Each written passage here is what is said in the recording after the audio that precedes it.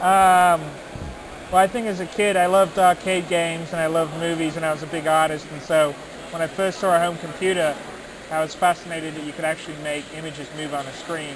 So I got a computer and taught myself how to program so I could animate. So I first started on a Commodore PET and a ZX Spectrum, and then I migrated to the BBC microcomputer, and then went on to Commodore 64, and then on to IBM.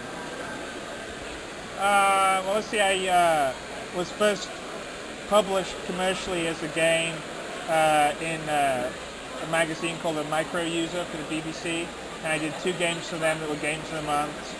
And then I just wrote my own assembly language arcade game, which I sold to Ocean and Imagine, and they published it as Wizardor in England. And then I did Match Day on the BBC Micro for Ocean, and then I did a game called Strikers Run for a company called Superior Software. Then I moved over to America and hooked it with Origin and did a game called Times of War. Well, I think I've always liked space movies. I've loved World War II movies, and I kind of always wanted to make a game that gave me the feeling of Star Wars. And back when I did Wing Commander, there was nothing out there that was like that. So I would say Star Wars is a big part, probably Battlestar Galactica, and probably a lot of the sort of World War II Pacific, warfare kind of films. Well, I'd say real actors give you quicker feedback. So, for instance, if you're doing a scene with an animated character, it takes a week or so to just do one scene, whereas with a real actor, you can film it in 3 or 4 hours.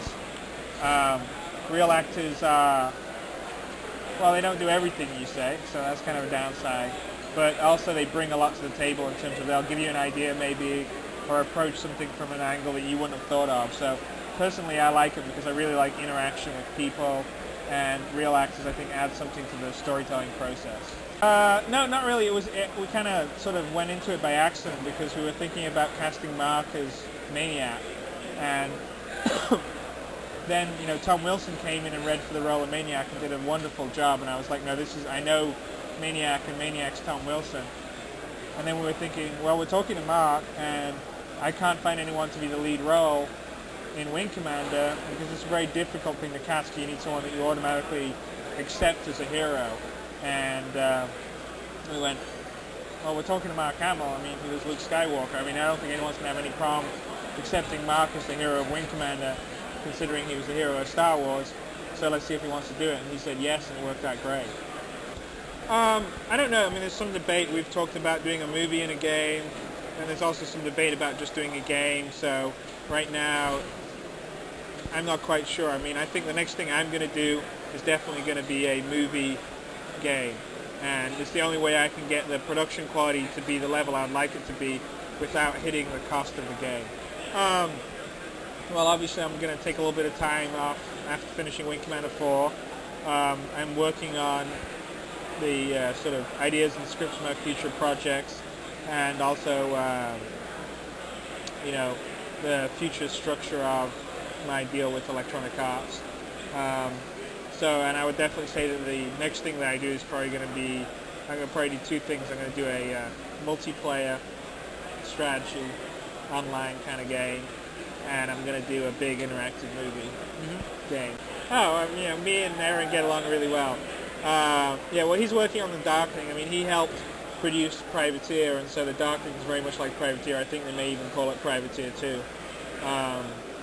And it's going to be very much in the Privateer game format, but a lot better designed and thought out and caretaken on the gameplay itself.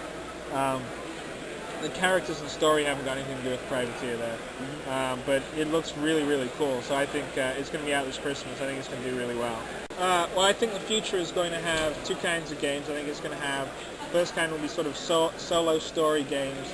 It'll sort of have a scripted outcome, and they're games like a Wing Commander that they have a very beginning and an end, and or the LucasArts adventure games, or a game like Myst, or a game like 11th Hour, 7th Guest, where a player gets involved in a story and goes his way through solving puzzles or blowing things up or whatever. The production values and storytelling on that will have to be the same level as you see on TV and movies. That's one kind of game. The other major kind of game that I think will be in the future will be multiplayer interactive environments. And those games obviously can't have a story because if you have, say, 100 people playing a game, I mean, it's impossible to keep a story going. But what you do is you create a world and a universe that has a set of rules, and say the players have a goal to, say, conquer the world or collect as much money as possible or shoot down as many, aircraft as possible.